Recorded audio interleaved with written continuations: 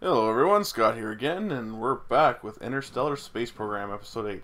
It's been a while, and I do have to put a little caveat out there as to why. Basically what happened to me a couple weeks ago when I was trying to log into my game, one of my Interstellar parts didn't load it and it ended up breaking my save file, so I had to go back and restore a bunch of stuff. And what I couldn't restore I had to redo. Anyway, we're getting back into it now. I've just got my satellite here getting to the moon so I can detect methane, putting it in a polar orbit. Pretty standard stuff. The next thing I've got to do is drop off my moon hammer, which is basically that nuclear reactor I want to drop on the surface, mine thorium, keep itself going, and then distribute the power back into the Kerbal system so we can get a really powerful network. And later in this episode you can really see me take advantage of some of that stuff. So right now we're just bringing the orbit down, we're slowing down the vehicle, getting into a decent orbit, and then I'm going to have to detach the pusher vehicle so that I can get the actual reactor ready to land on the planet. Now this is actually the third iteration of my moon hammer. I actually tried building a second one, but it ran into a similar problem as the first one. The first one, as you all remember, crashed into the moon's surface because I had issues with it spinning out. This one I made a lot squatter and lower with a lower or wider base, more legs, and just generally wider at the bottom, and it seems to have helped a great deal. I am using those aluminum solid rocket boosters that can be easily refilled on the moon from the refineries, keeping in mind you have to use fuel lines to the solid boosters in order for the refineries to work. As you can see here, I've just got a inclination coming down on one of my maneuver nodes. It actually goes over top of the thorium vein I'm going to be parking this vehicle on. Right now it's using the 2.5 nuclear reactor, and it generates a fair amount of power, which is good. I've also got vehicles from, if you remember from the last episode, hauling out a satellite system for this so that this can beam power back into Kerbin. It's a bit of an overkill, but it's still, I figured I'd do it because I've been getting a few questions of people asking me to elaborate a little bit more on how to place your relays, as well as some of the tricks and some of the ways that you can do it. As you can see here, when you get close enough, you can actually see the purple dot of the thorium. Just skipping ahead to when I actually landed, doing a full burn here just to slow down. We got to park in the big purple dot, as you can see that we're coming up on here. Now I also got to be kind of careful because that thorium is right in the middle of a nice large crater. Now, if I get too close, I'm going to be on the crater wall, and that could tip me over, and that's not so good. We come in, I get her sort of set up. I actually just get inside the purple dot here, and I can confirm that thorium would be mined here as soon as we land. From there, the only thing I need to do with this reactor is it'll beam power off the surface, and occasionally I may need to clean out the waste products that come out of the reactor. As you can see, I did actually hit the side, but fortunately the grade wasn't too steep that you know, it dumped my my reactor over. So now we're just checking. We're going to start checking aluminum and processing it, refilling the boosters, because then this thing can hop to the next thorium vein when it runs out. Provided, of course, this thing is still going. If this vein does run out, I'm not sure how long the thorium will last. I decided at some point here I'm going to actually try to aim for more of the center of the actual crater. So I just do a quick hop over a little ways here, just to bring it down more or less in the center of the crater. That way I'm right on the middle of it, and it's a little bit flatter ground. It's a little bit more stable. Works out pretty good. I'm glad I came in on the day side when I was landing. I can actually see what I'm doing. It's awesome. And the spotlights help too. I can see Kerbin in the background there, just nice, pretty. If I can see it, then I guarantee you that my microwave energy that's coming off of this reactor is going to be hitting the satellites around Kerbin currently, which is going to help energize everything back home, basically. And some of you may have, you know, I mentioned this before in a previous video, but the reason I decided to put a reactor on the moon rather than on Kerbin is because that way I don't have to deal with the atmosphere. Now this is the vehicle that's bringing my satellite system, and it's also bringing that one single-man vehicle that I'm going to park at the station. This single-man vehicle is basically a lander that's going to carry a Kerbal down to my reactor if I ever need to turn it off so that I can reprocess the nuclear fuel that's within it. So we're just going to slow down, bring the orbit down, pretty standard stuff. Once I get the orbit down, then I'm going to detach the drop pod vehicle itself, It'll fly to the station and park there until I need it. And then I'm going to haul the satellites out to a higher orbit around the moon. When it's all said and done, I do get a bit of a oblong orbit around the moon right now, but I'm going to drop the lander vehicle at this point, and then I'm going to fly these out to a higher orbit. I end up putting my relays for the moon around, I think it was 850 kilometers from the room. That's a pretty big orbit. That's even bigger than the orbit I have around Kerbin. Really, the only reason I did that was because the higher your orbit is when you're dealing with relays, the more room for error you have. The other reason is because I'm not dealing with atmosphere in the case of this, the further the relays are out, the further before their energy is transmitted again, and therefore, hopefully, will end up being less of a loss of power overall. So that was just my thinking behind that. So now I'm just flying this little landing can to get to the moon base. Once there, it's just going to sit there and wait until I need it. It's just going to land a Kerbal by the reactor every once in a while if I need to shut it off so that I can reprocess waste. And it was a fun little vehicle. It's kind of nice to actually build these small vehicles again, because everything I've been building is so massive, and I kind of forgot just how much easier these little vehicles are to actually deal with. As you can see, we're coming up on the station, and from there we're going to just park it in. I got a fair amount of stuff to do in the episode. Not only did I have to repair my game files because of issues, I also needed to get a couple of vehicles, finish transferring to the moon, satellites, this can, as well as I had my jam mission that I'm building. And I really wanted to end this episode with finishing off the vehicle that's going to be going to Jool and basically laying the groundwork for Kerbals to actually go out there, do science, and collect antimatter. Now, it's a pretty standard docking procedure. Nice, easy little vehicle to fly. Works really well. I end up also having to do a keythane run to the moon for the station because it does not actually have a great deal of fuel on board right now. So I park this vehicle here, and then I've still got the pusher that brought the Moonhammer out. That's actually what's going to come up next. I have to dock that to the space station. Then I bring the keythane hauler up to it, and at this point I'm getting pretty laggy because that's a lot of vehicles and a lot of parts that are just basically sitting on the moon. The other issue I'm having with my moon station is, for some reason, it starts rotating. I really didn't notice it when I was playing the game, but I've got these sped up to 4 times, and you can actually see the station slowly rotating, which kind of screws with your head when you're trying to do docking procedures. Nevertheless, we'll get it in there. It's not the end of the world, and I can see that I kind of figured that because my fuel wasn't distributed evenly within the station, that might have been why it was starting to rotate, so I balanced things out a little bit and checked the monoprop. As you can see, there's not much there, and there's no keythane in it. So the next vehicle I brought over, I just skipped the whole process of actually getting there, is I'm bringing this vehicle here because I want to fill it up. It doesn't have a lot of monopropane left. Monopropane, excuse me. And I needed to fill it up as well, so we park it.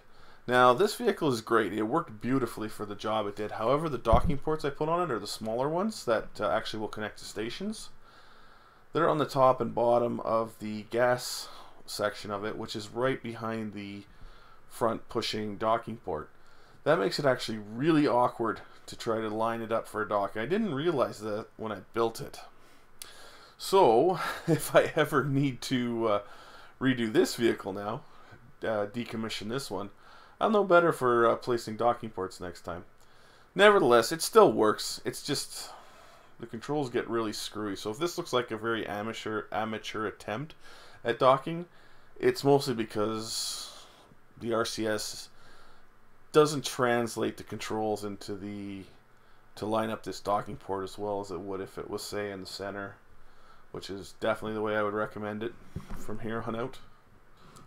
Yeah, so this ended up being, the first part of it being a lot of busy work, unfortunately. I did want to get to Jool here in the next episode for sure. I'm also going to be using the AccuBear drive again. I've actually thought about it, and I really do need to learn that sucker if I'm going to do any kind of teaching. And since Jool's got one of the most powerful gravity masses in Kerbal system, short of the sun, it should be one of the easier targets to hit with the AccuBear drive. And I'll go into some techniques in the next episode that I'll discover as we go here, just to kind of get into that a little bit more.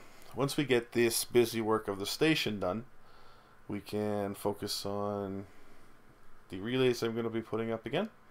Now, as you can see, wow, that station really started rotating funny as I was bringing it in. Really started playing havoc with my head. I was trying to line it up, and it was just, wow, just screwy. But fortunately, I still managed to mate it, and then we're good. I can like live with that as long as it doesn't prevent any other ships from docking.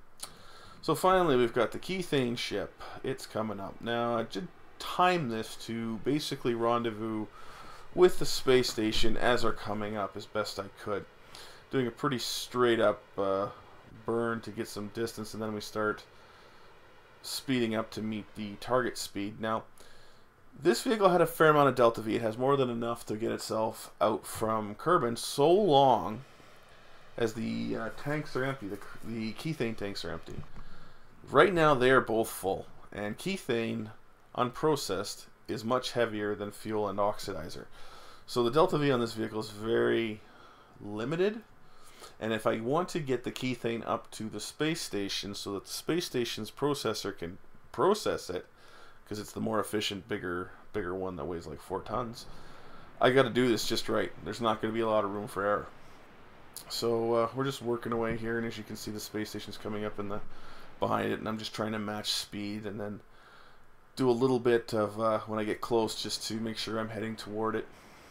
And from here, I think I end up with an encounter that's less than a kilometer, or just about a kilometer, at their closest point. I'll just bring up the map here in a second. You can see that it's very, very close.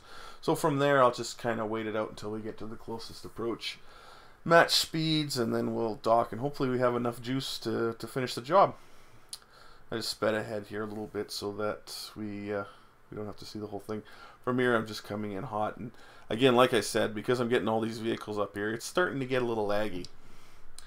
It doesn't look that bad in the video because I've sped these videos up to 4x speed, but when I was getting close to this thing, I was getting like 15 frames per second. It was a little rough. Nevertheless, we still managed to do it and get a nice big fat load of Kethane. I ended up with, I think, less than 200 meters of delta V actually left in my standard gas tanks, but I didn't end up having to burn any Kethane, or not burn, but process any Kethane in this ship in order to get it up.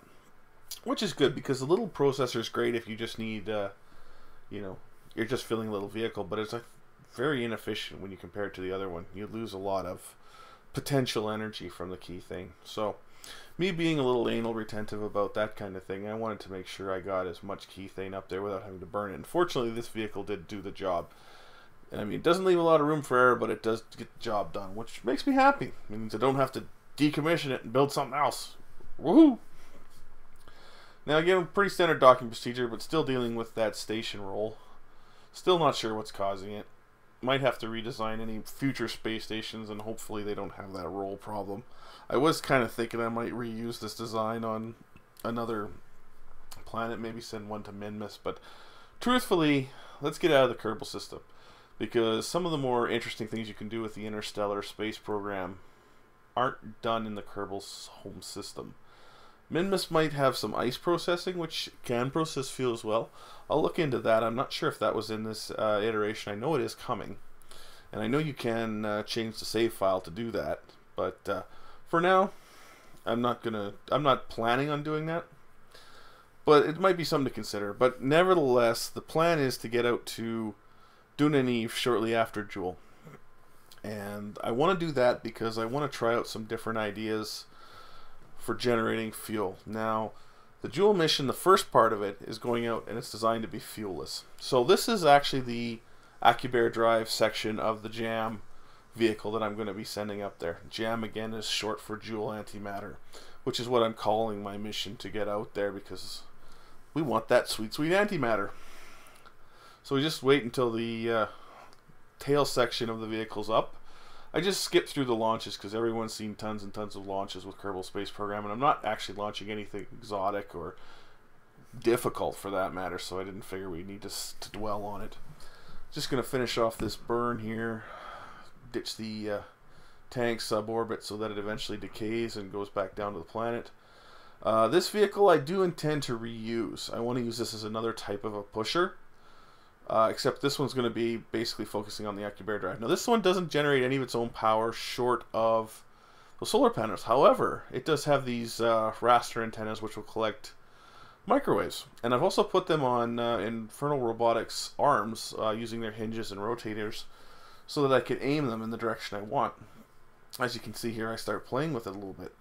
We bring it up and I just select the dish, and right now it's sitting, you know, we get about, move it around, you can see the various different sections, turn it so that I aim it out towards some of the power processings, and we end up with, I think, over 3.5k worth of megajoules. And this one I can get focused on the other reactor, which is in my system, to get up to about 1,000, which just actually works out pretty good. Nevertheless, as you can see here, all I was doing was using the AccuBear drive to generate exotic matter using my remote power sources that I currently have. And in the time it took for me to catch the tail section, if you look in the top corner, you can see it's generated a fair amount of antimatter already. Now I did switch back and forth between the two while I was docking them, just because it was a little easier to dock this section and aim it at the AccuBear drive section while I was dealing with it.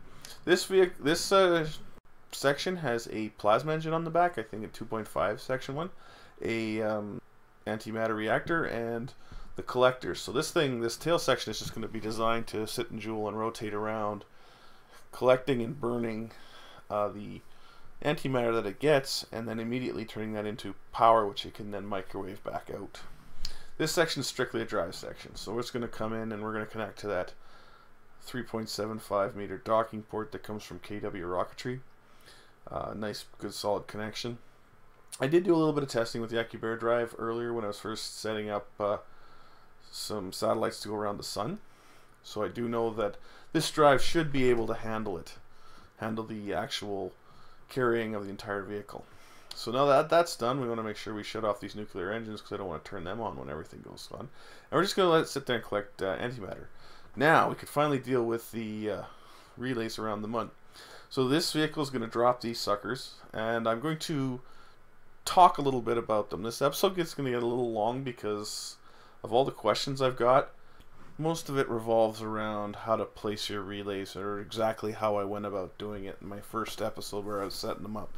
So I'm going to talk about this one. I'm going to leave this recording as best I can. However, some of the footage did get lost, so it's not perfect, but it'll be close. Plus, I've got 2 interruptions where I've got to actually go away from setting up this relay to deal with other vehicles that are changing spheres of influence and things of that nature.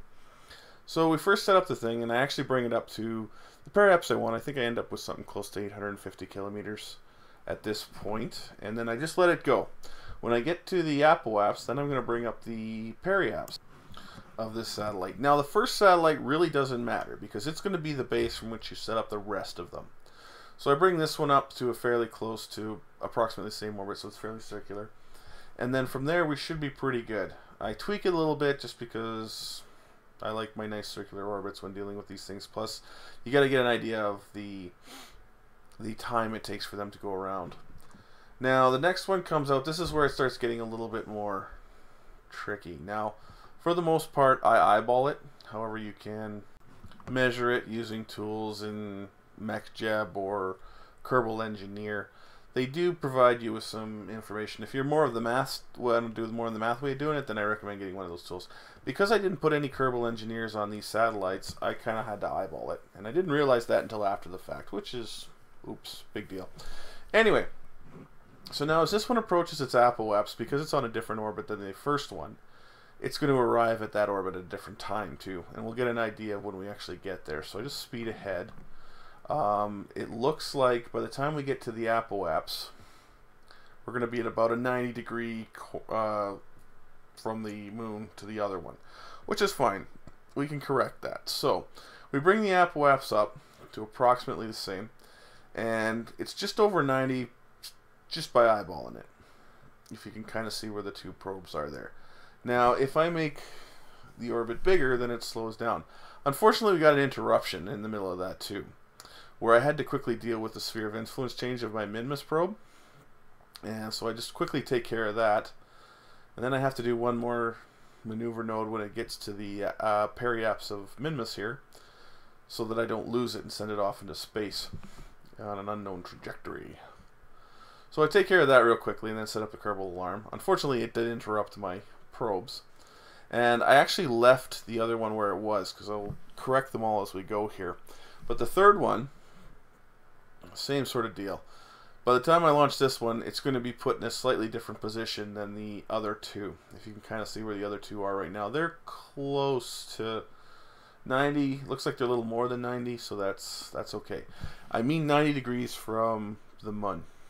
So I hope I'm not confusing people, because I'm having a hard time explaining this. And again, I had to pull away from that for a sec to deal with the Minmus probe, just to make sure it got a polar orbit so that it could stay there. And then I don't have to deal with this distraction anymore. Just turned it on and found that Minmus actually has a fair amount of thorium here, so that might actually come in handy. Anyway, I want to get back to the relays. Again, I apologize if this sounds kind of screwy. But what I do is, if I need to get in a different orbit, or I need to speed up or slow down, it's very similar to docking. If you need to go faster than your target, you want a lower orbit. If you want to go slower, you want a higher orbit. So if you notice, what I was doing there was I was going in a lower orbit until I got it approximately where I wanted it. As you can see, when I hit the apoapse here, we're getting fairly close to the separation that I need. It still is going to need a little bit of tweaking, but it's getting better. And basically that is all I would do at this point to get my orbits just right. Is I'd either have my orbits higher if I needed them to slow down, or lower if I needed them to catch up to another target. As you can see right here, we're pretty close to that separation I need. And because I had a great deal of margin for error, because I'm very, very high orbit as compared to like a very small body with a high orbit, gives me lots of things. Basically, like I said from the first episode, if you can see each probe with the other ones, you're gold. They'll work. So in closing this episode, I kind of want to finish it off here. This is the JAM probe section. This is the next section I'm going to put on the Jool antimatter mission. This one's carrying 4 probes with surveillance equipment so that I can send them to all 4 of Jool's moons. This is going to basically look for resources. They are all currently going to be using microwave power beamed into them, and they're all going to be using plasma engines to fly around, so they don't actually need to carry solid fuel. Keeping in mind, I'm also using a sandbox with all the technology open, meaning that plasma engines get a vacuum pressure mode, which means they don't actually run on any fuel, just power. If you're doing the career mode game, you would need to upgrade the plasma engines to get to that point, because they can use fuel, they can get better specific impulse and thrust from it, but the fact that they never burn fuel is very, very useful, especially when I've got a giant power source beaming a lot of power into that energy, and I wanted to take advantage of that more, just so that I could get more stuff up there. So I just quickly launched this up there, skip most of the launch, and we'll just go straight to the docking. Again, this episode got a little longer than I intended, and it took a lot longer to make and get out than I wanted, simply because of some of the technical issues I ran into. Nevertheless, we're finally back at her, and I'm doing what I like. And this pretty standard dock. Coming in, this vehicle started to get kind of laggy too, because I got one more section to launch, and this is the relays that I'm going to use for the Jool system, just so that I can get them around. Now, you may be asking why you only got 2 of them there, and the reason for that is because the generator has got 2 microwave panels on it, in which case it can act as both relay and transmitter as long as they work together. There was an issue at one point where you could only use 1 microwave transmitter panel on a vehicle, but I'm confident that's fixed now, and if not, oh well, I've got it if I need it. So I'm just bringing it in again, skip most of the launch, coming in just to dock up and complete the JAM mission ship. This is the last part. Right now I'm just dropping the engine section that I used back to the planet so I don't have to deal with Kessler syndrome. And then we're going to dock this on the front, and that's the last piece. Then next we'll be able to head straight out to Jool. I can start collecting all that antimatter, burning it, and immediately beaming it back into space as microwave energy. From there, I can then think about sending a manned mission to Jool. I can start seeing what resources are out there, and I can start making better plans as to how I'm going to take advantage of those. Then we're going to be going to Duna and Even. Those actually will be a little bit easier in terms of how I'm going to deal with those. but Jool's the money pot. Like, if you're dealing with antimatter and you want to deal with antimatter, as far as I've been able to find out, Jool's the best place to go to get it. And the next vehicle I set out there will probably start stockpiling antimatter rather than burning it immediately. But that's for future episodes. So, just coming in again, we're going to park this sucker on the front. I'm going to use these relays, we're going to use the beamed energy again just to propel themselves around. They're using plasma engines as well, so that I don't have to worry about carrying a whole bunch of fuel out. The only fuel I need is a monoprop. And there we have it. This is the jam ship. It's going out to Jool. Next episode, we're going to try to get there, and we're going to deal with it. I've got antimatter, I've got power, we're all set. So thanks again, guys, for your patience. I look forward to making the next video, and you guys have a good day. We'll talk to you soon. See you later.